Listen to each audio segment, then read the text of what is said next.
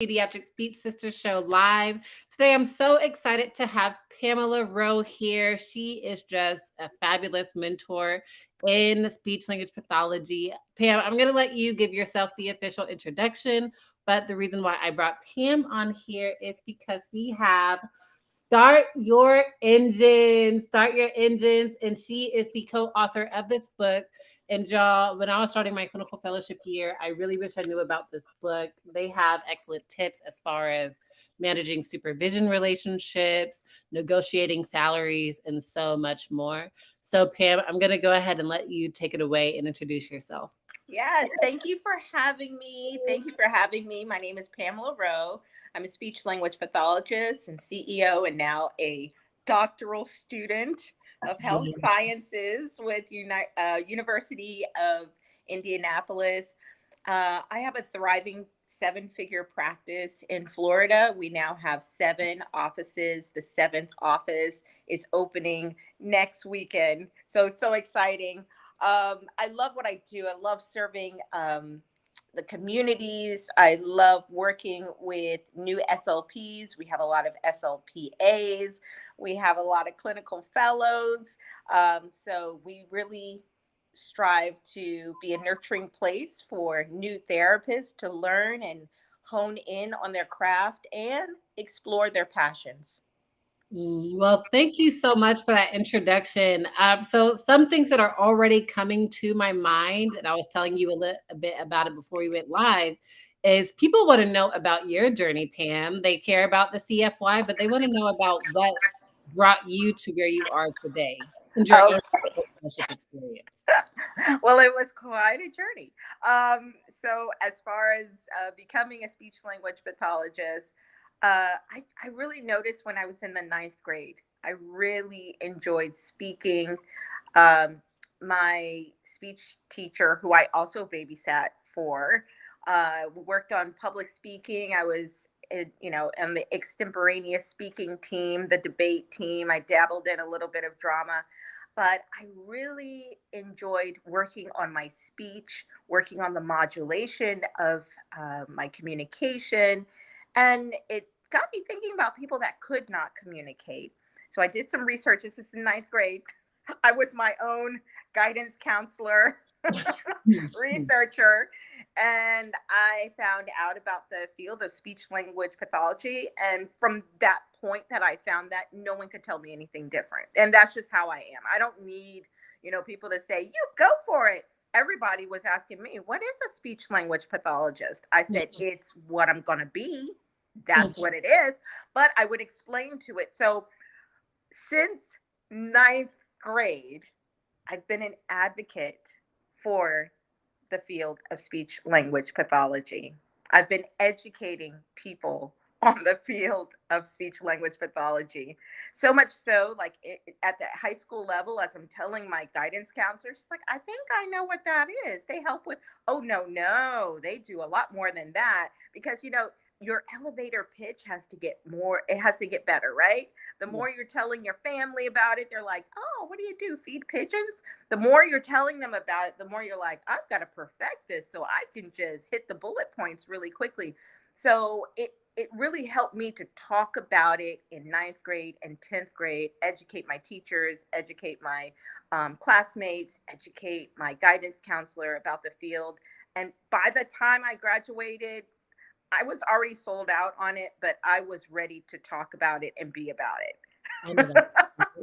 Could you kind of give us that elevator pitch that you give people when they asked?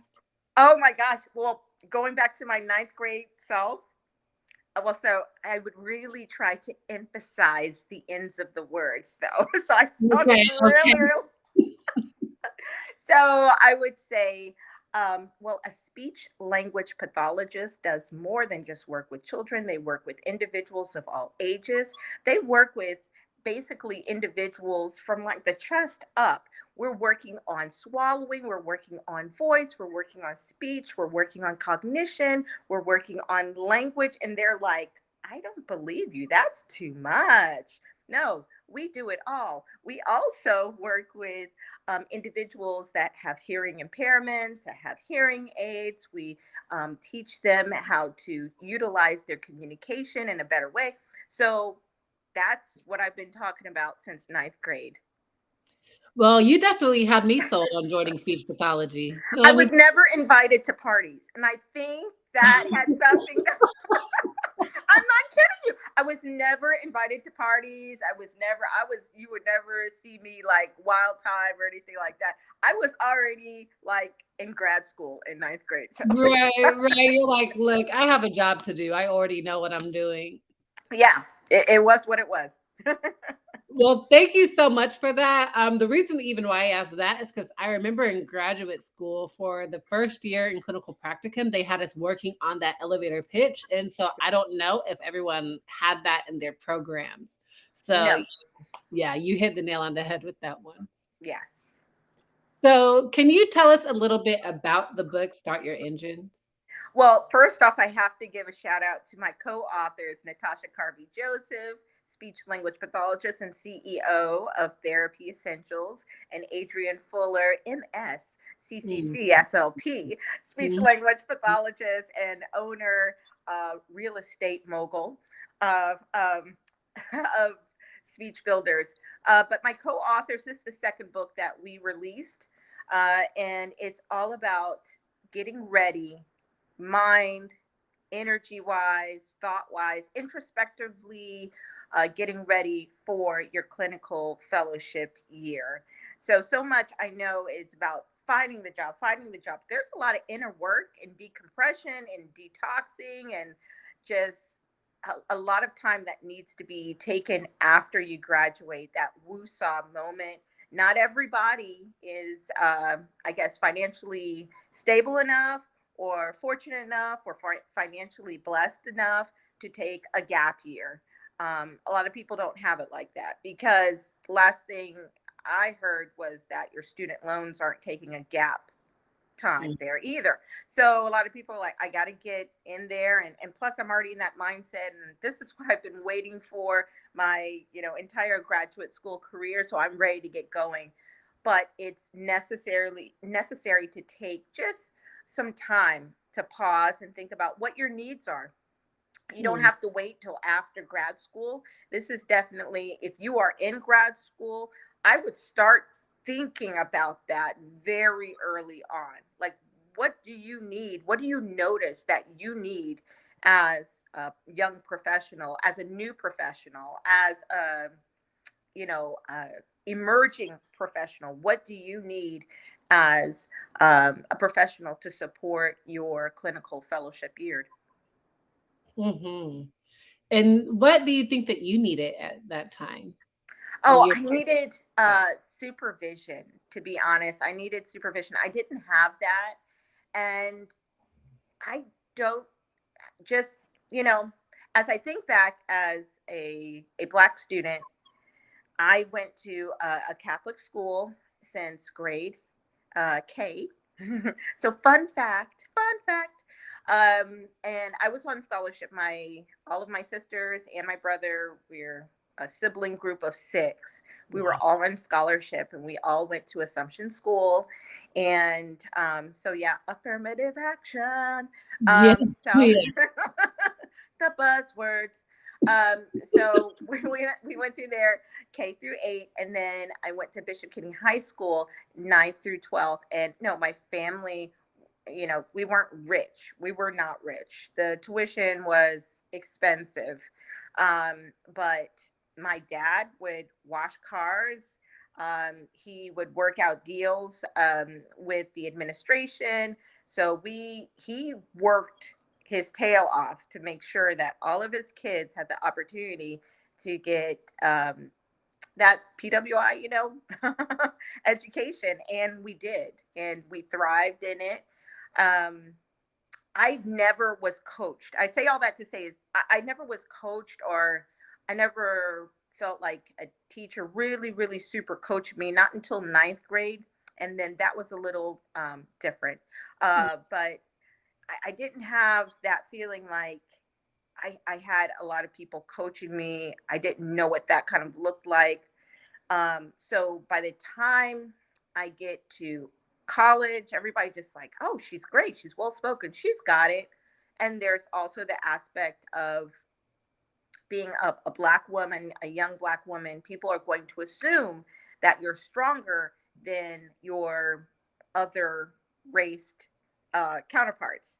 Namely, we're SLPs, in a grad school program. So our Caucasian counterparts, they're just going to believe, wow, you've really made it far and you're right here. You must be really, really strong. So they think that you don't need coaching and um, you don't need to be taken under, your wings or anything like that. So Mhm. I never had that. Really, I never really had that. Truly had that mentor kind of relationship. So when I got to my CFY, it was no different.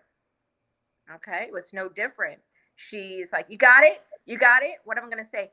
I don't have it. I've never done a clinical fellowship before. What Yeah. am I supposed to have? You're the mentor. I'm the mentee. Why are you asking me if I have it? Why are Right. you asking me that? So, yeah, right now where I am, and as many people as I've mentored, I do find a little bit of uh, resentment for people that just are lazy as mentors and do not even engage as mentors. So, anyway, I did not have that.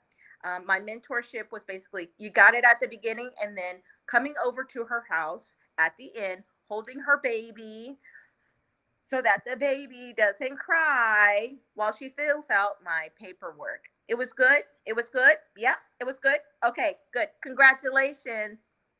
Have a good career. That was it. Mhm. There was no meetings. There was nothing. So I learned a lot just by myself and kind of bolstering up my own, I guess, encouragement reservoirs.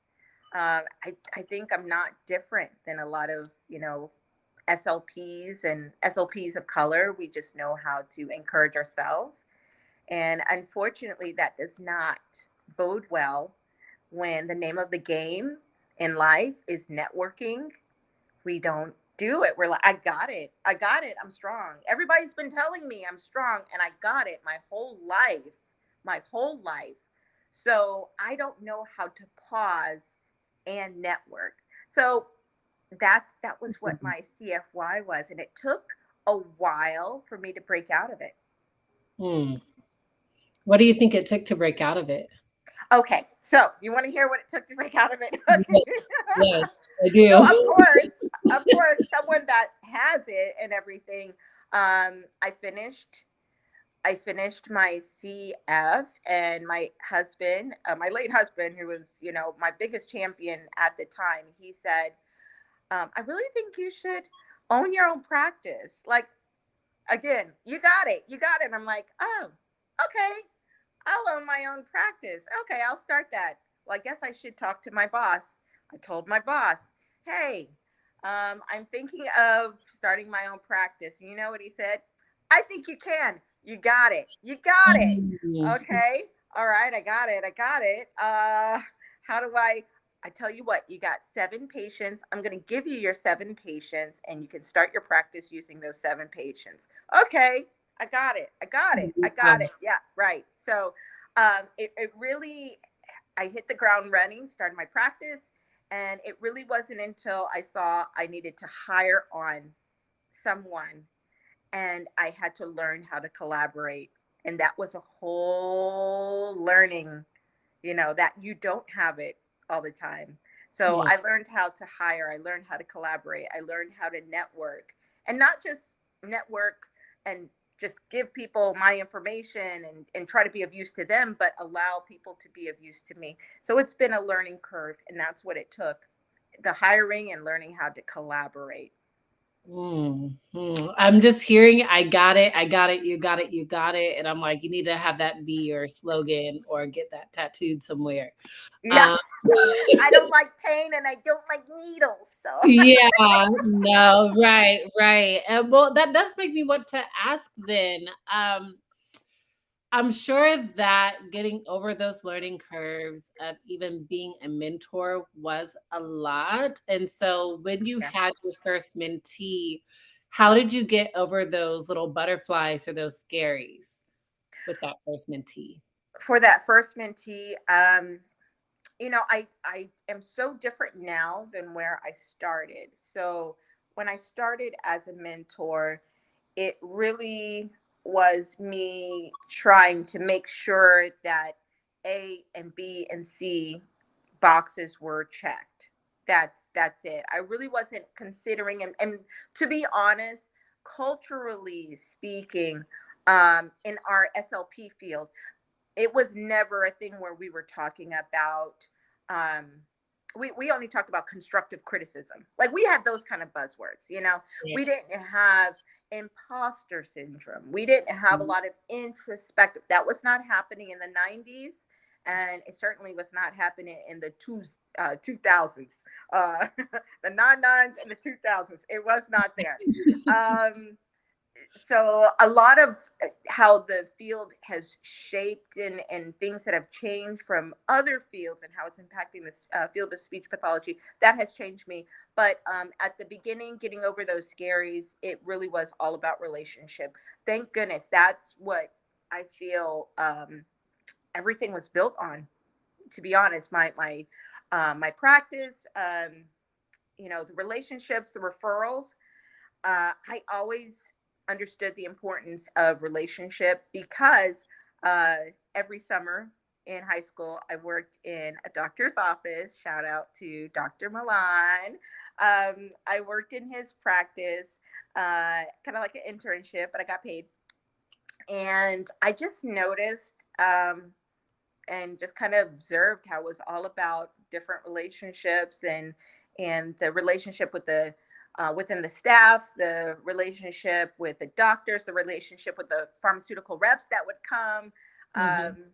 It was very interesting to see the entire interconnectedness and intersectionalism of relationships in the medical field, in a medical practice. So it was very interesting. So I understood that, how to relate to people and how to make sure you um, are trying to meet their needs. The customer service, that was always really big with me. Um, for me, the mentor mentee relationship had a lot to do with customer service. They're my customer in a way. And I would like for you to elaborate on that a bit, because a few things that are coming up is your own personal clinical fellowship experience. I'm sure that there are so many clinical fellows and even people who are still going through externships who have had those supervisors that are just kind of like, all right, here's the first little training. You got this, you good. Where, of course, we don't really know what we don't know. And at the same time, we might be afraid or too ashamed to say, I don't have it. I actually have no idea what I'm Right. doing. Or they might be just like how you were, just afraid to ask for help. It's like, well, I've been told I got this, so I should. Subconsciously, it's like, I should be strong, right? I shouldn't Yeah. show weakness. I should, So two parts to this question, but the biggest thing that's coming to my mind is, as a supervisor, how could other supervisors listening to this create that safe space for the supervisees? And Hmm. vice versa, is how can supervisees get over that hump? Right. As a supervisor, I really would say coming up with a method to the madness, coming up with a schedule. So I, it's been a while. So this is the thing. I have clinical supervisors that work under me that actually are the supervisors now for CF. I'm a CEO. I don't have a lot of time. The only time I would say I can do like any supervision is if I really have a relationship with the CF Excuse and me. all of that information. But I the thing is, you have to have the time and you have to make it methodical, meaning I am going to observe 3 new patients in this amount of time. I am going to monitor and I'm going to preview your paperwork, this amount of time. So you have to have a formula for yourself. No one's going to really set it up. I mean, so we see that, oh, you have to have 18 hours and 18 indirect hours and this many monitoring.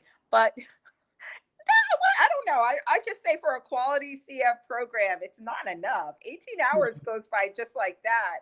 And Yeah. so when I was looking at that, I was actually doing like a quick little orientation with my newest CF. And I was like, oh, you're going to have more than that, like the first month. Like, not that I'm going to be on you like white on rice, but you're going to have the supervision from me as this, clinical director. You're going to have that relationship with your clinical supervisor. You're going to feel supported. And to just know that you're going to have these numbers and treat it like science. Treat it like science. Let's get out of everything being like so emotion led. Treat it like science. Turn it into a scientific experiment. Hey, how about you do a hypothesis? You have the first third. Let's hypothesize. Okay, how many hours do you think we need? Over how much time? And you come up with your own scientific experiment as a supervisor. Then you got your second third, and then you've got your third. So hypothesize what's needed. And I'm sorry, we got a subject of one. So if it's your first CF, your first time supervising, you're going to have to come up with the hypothesis of what is needed. You're going to need to revisit the data points and Mm. adjust. You're going to have to, it's a dynamic assessment that you're doing, a dynamic project that you're doing, and adjust as needed and go from there. But it's the 9 months goes by so quickly if you do not intentionally approach it as a supervisor. Mhm. I have to ask you if you have any, maybe even an example that you can walk us through, like on how we can look at it as a science experiment. Okay, yes. Okay, so I have said patient, which is not patient, but said CF, Mhm. said subject, my CF. Okay, so she started, this was an external hire. Okay, so this is someone that has nothing to do with our company, just in faith took a risk and said, yes, I'm going to put myself in your hands and I'm going to allow you to mold me and my career and my mind. That's a lot of trust, right? That's a lot of trust. So I know I'm getting a little into it, but that's a lot that they're agreeing to. Okay. So she comes in. I have to then come up with a plan with her clinical supervisor, knowing that she doesn't have any reference to our company culture. So it takes a lot. It takes a lot. I think she's already completed like 10 to 12 hours so far of that supervision time. And this is only her like second week. So I had to adjust and I had to hypothesize and say, okay, it's going to take time for us to go over observations. We're going to do more observations. We're going to do a lot more regarding some clinical review ahead of time before seeing her patients. It's all paid. By the way, our orientation is all paid. Okay. I do not believe in anybody doing anything in CFY for free. Um, I did a lot with, answering questions. There's also the social aspect. So we try to meet for a team building lunch. She wasn't able to make that. That's fine. But I come up with a constructed plan of what I believe the CF needs, even prior to starting. Okay. And then my clinical supervisor takes it from there. We work in partnership and we continue to have an idea of how many hours, based upon what we see initially, how many hours of supervision she's going to need. And we are always able to adjust that. So it's conversations, it's, how did that go? What are you thinking for the plan of care? Um, what do you think, one time a week would be good? Do you think two times a week? It's constantly allowing the CF to talk about what they are thinking and being able to stand firm on what they believe is right for that patient. So I touch base, and it's just as an experiment. I'm going to touch base with the clinical supervisor and say, how's it going?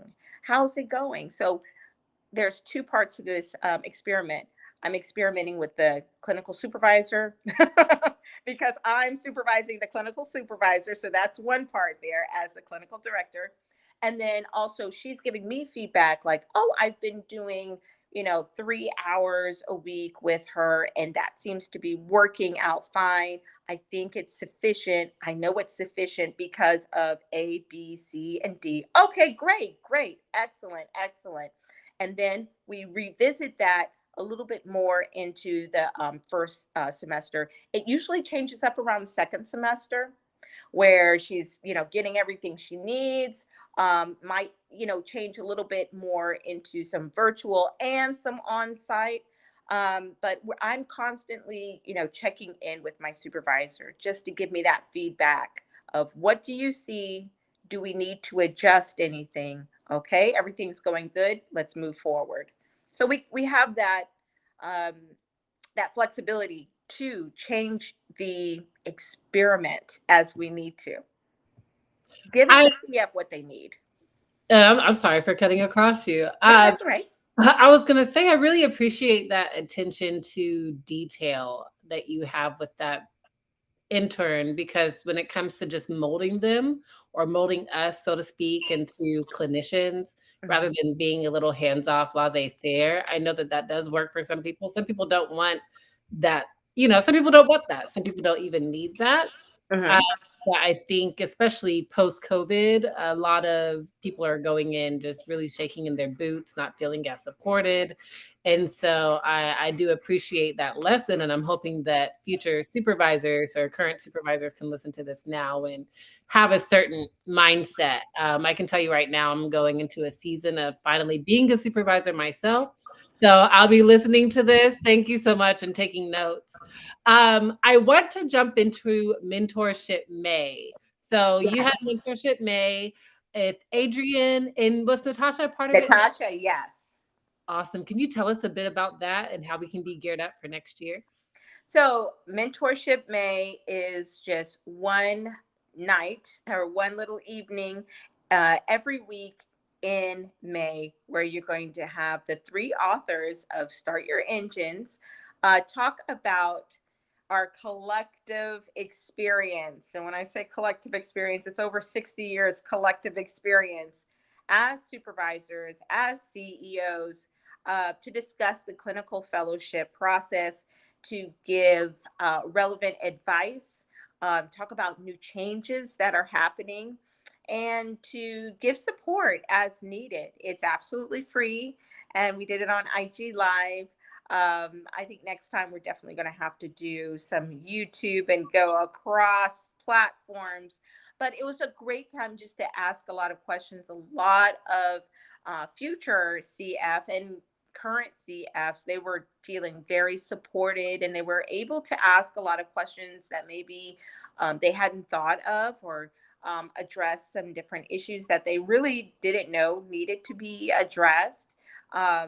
So it's all about empowering, I think, SLPs and future SLPs into moving forward in taking ground in their career.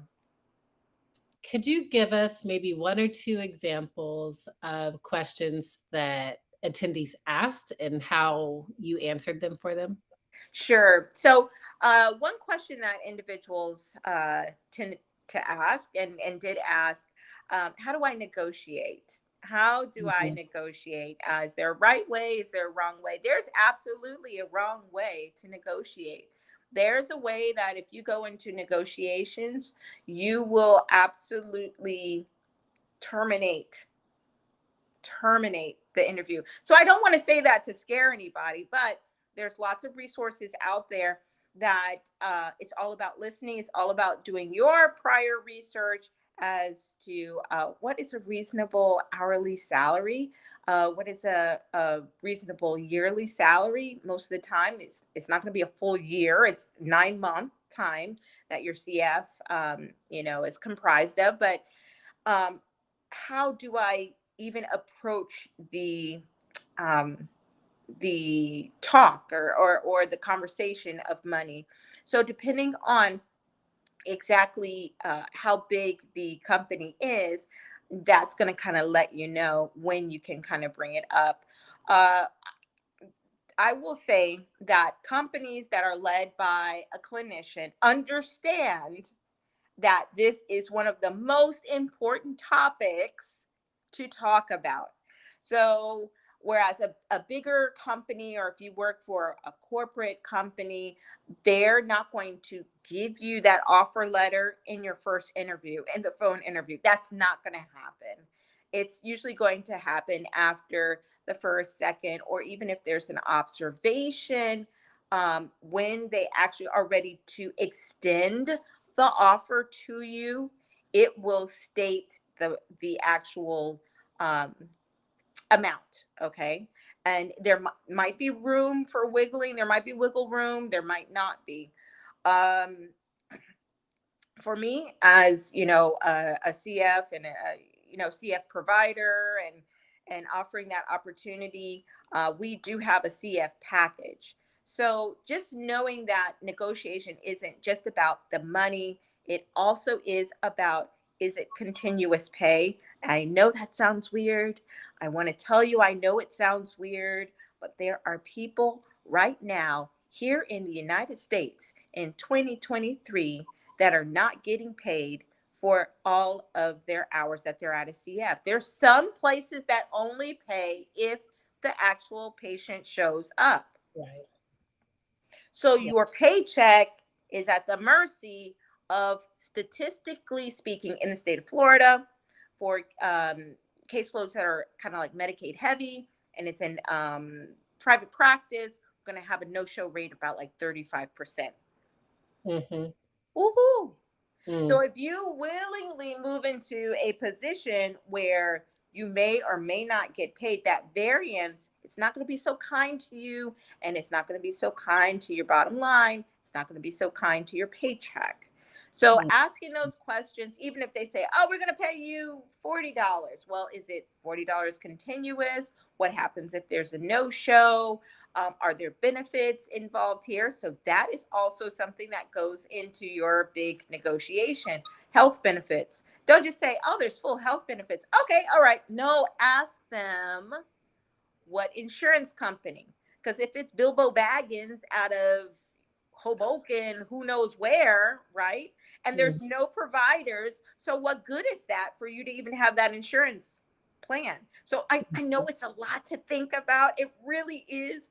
But Mhm. it's you sitting down with a mentor, you sitting down with our book, you sitting Mhm. down and looking over your spreadsheet of possibilities of what what is out there, what has been offered to me, and give yourself time to think, and make sure that you have someone that's kind of alongside you that's advocating. I'm not going to lie to you, sometimes I interview people and I advocate for them even Yeah. though I'm interviewing them. So I had someone that was interviewing for a position. And she's like, I don't know. I'm just so in between this position and that position. I said, well, tell me about the other position. She's like, well, I'm like, no, no, no. You're talking to SLP advocate Pam now. Not Yes. okay. So that's the hat I have on. She was like, okay. I said, I know this is awkward, but you need to talk this out because I think you're just kind of going in a rut. So she told me about the other position, and it's not exactly what she wants. And she really wanted to go for my position because it's adult and it's pediatrics. And I was like, oh, I understand that. But if you're leaning more towards the other position, did you know you can also work with me, like maybe your second or third semester in, get some experience with adults? You could do that. You could really do that. She was like, oh, really?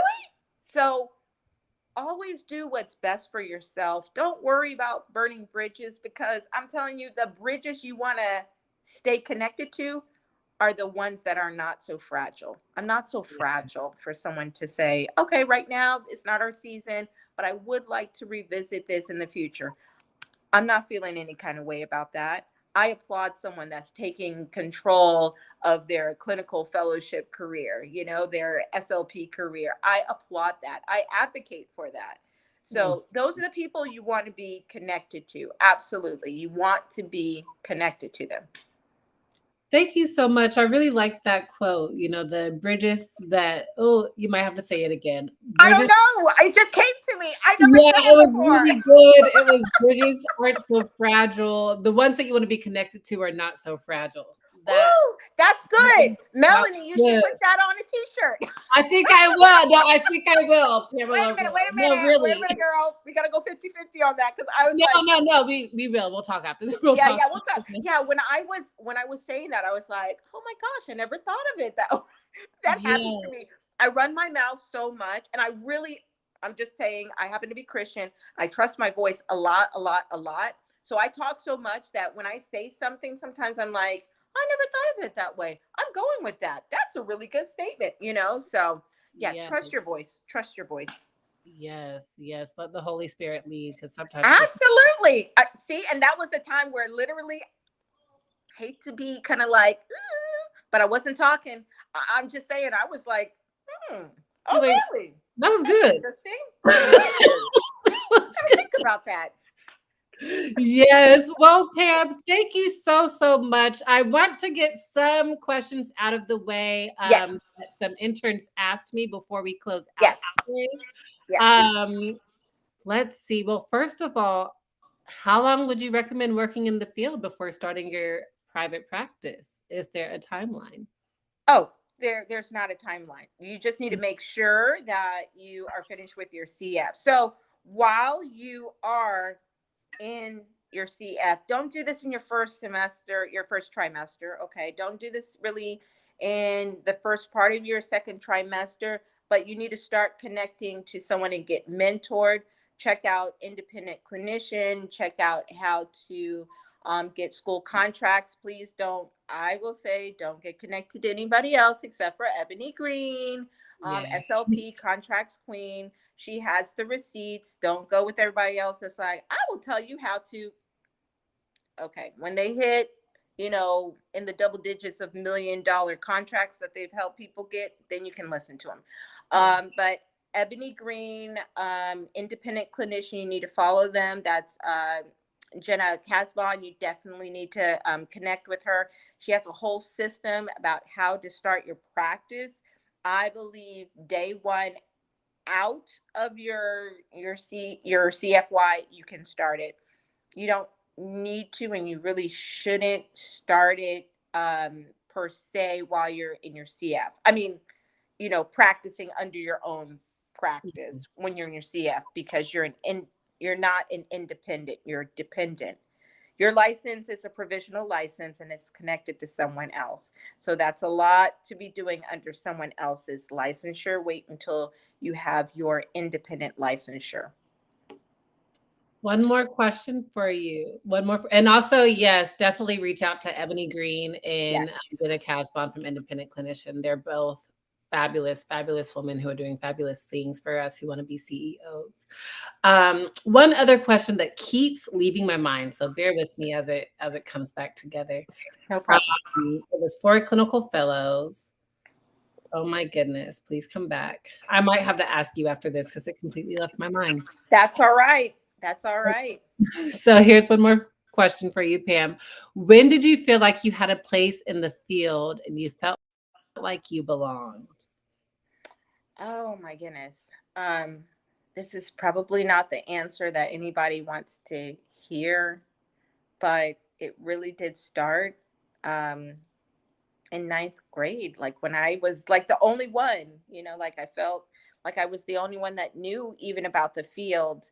So, I mean, the ideology and just I think, feeling like I had a place there. And I think it started in ninth grade, but in actuality, is that a word? Mhm. In reality, I would say I felt like I really had arrived when I was in my private practice and my schedule was full. I was in Winter Park and people were traveling to me from Melbourne, which is a whole hour, hour and a half. They were coming from Titusville because I accepted their insurance and I also was a voice specialist. So that was a great feeling. That was really a great feeling. I felt like I had really just arrived. Um, that was a very good feeling. I felt very uh, I self-supported, but I really felt like, oh, I had a place in my community as a speech language pathologist. I was very, even back then, I was very connected with Chamber of Commerce. Um, I felt very connected in the community as a medical provider. I loved it. Oh, wow. Well, thank you so much, Pam. The question just came back to my head. Are you ready for I'm it? ready, of course. Okay, so how can soon to be CFYs or CFYs prepare for their clinical fellowship year so that way they can prevent burnout and also Yeah. just make sure that they're having an overall good experience? Yes, you have to have a life. If you Mhm. don't have a life, yeah, and I'm just being a little bit harsh now. Now I'm going to be a little harsh. If you don't have a life, you need to get a life. And I mean that to say, if you are in undergraduate program, if you're in the graduate program, and that is your life, you have to start working on balance now. It's not going to get easier when you're in SLP. It's not going to be like, well, I cannot wait. Well, it's going to be different because I'll be getting paid. It doesn't get different. You know why? Because you're not different. It won't be different because you're not different.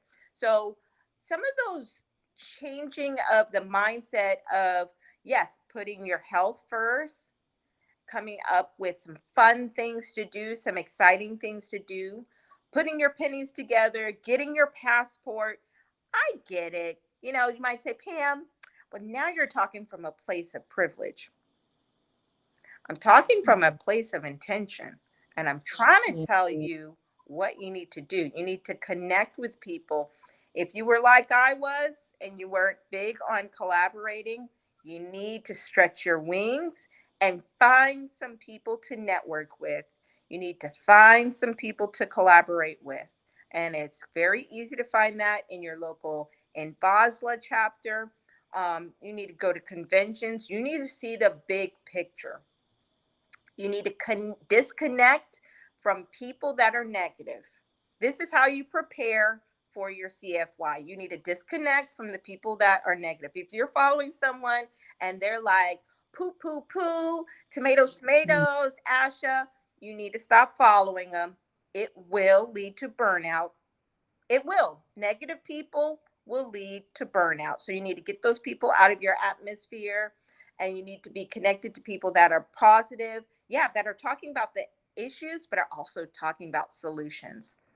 Yes. Also, think about getting involved because I tell you what, I'm 48 years old. I was gonna say I was 40 years old, and I feel like God just says, "Stop lying, girl." I am Yeah. 40. The truth. It came out so naturally. I'm 40 years old. I'm 48. years old. I've been in the field. I've been working in the field since 1997. And there will come a time where you feel like you are burning out, and it's up to you. No one's going to take your hand, and no one's going to put you on the don't burn out bus. No one's going to coddle you. There are ways that you can get connected to things that matter, your passion areas, making sure that you're taking care of yourself. For me, I know there's so Smiles for Speech. There's I was just drew a blank on other things, but there's so many ways to get connected and involved in whatever area that's adjacent to speech language pathology, so that you're not just tunnel vision and getting burnt out on your day to day 9 to 5. There's so much more as far as perspective. I think burnout comes a lot. Well, I've listened to your talk about that, but it comes so much about feeling small and feeling you have no impact, and your perspective is so minute that you don't see the big picture. So yeah, keep the big picture in mind. Yes, and Pam, we really could have a whole other What episode on porn. that's a whole nother day. There's so much more I want to say, but I'm like, we'll be here for 2 hours. And we will, So, and we will. so next time. Well, please. So Pam, I'm sure that you're going to Mbasla next year. Of course. And I hopefully will be presenting at least 2. Well, probably 3. Not by myself, but I will be presenting a lot, and I'm working on 2 research studies that we're hoping to present at Mbasla and ASHA next year. So it's exciting. Are you going to be in Boston this year? I will definitely be in Boston. Oh, I'm serving on a committee. I will be I do the whole, I'm going to, do the virtual CEUs, and I'm going to just connect to as many people as possible. So ASHA is like a social time for me. I'm going to be here, there, and everywhere. And I'm going to staple you down, or you're going to staple me down, and we're going to actually connect this time. Yeah, I know. We've been trying to catch each other at every convention, and it just at this time it's pathetic. It's just straight up pathetic. But we're gonna change. We're gonna change for the better. We are. Well, Pam, where can people find you if they have any more questions? I will be posting the replay, and I will be posting Start Your Engines. Get this book, everybody. The first person to DM me gets the book for free. Woo! Yes, the first person who DMs me gets the Start Your Engines book for free. For free. Yeah, again, I'm not just saying this because I love Pam. Truly, I wish that I had this book when I was in my CF year.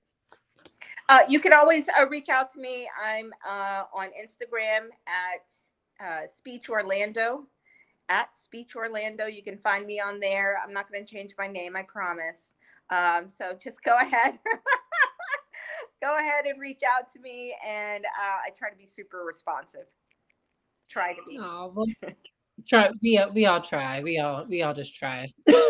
Well, thank you so much, Pam, for your time and your wisdom. This was a fabulous chat. Everyone, thank you so much for coming. Those watching the replay, thank you so much for coming. Tune in next Wednesday when I talk to Danny, CLD-SLP, about being Black in academia. Until then, bye, fam. Bye-bye.